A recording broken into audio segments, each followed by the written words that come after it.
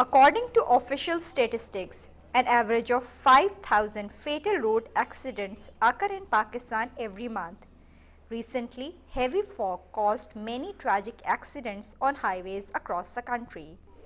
There was a dire need for a road advisory service radio to update commuters on travel conditions. A few days ago, the Motorway Police and the National Highway Authority launched FM 89.6.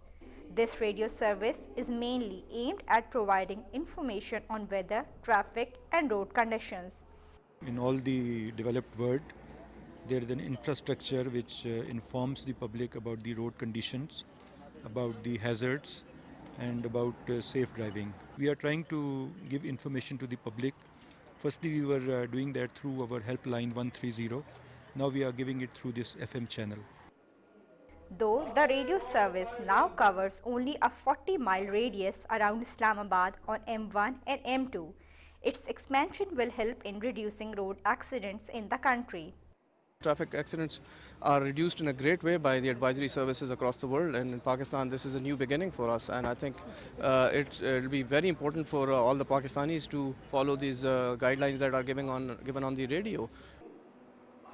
Experts believe that the private sector radio stations should also step in to promote public awareness messages about travel conditions.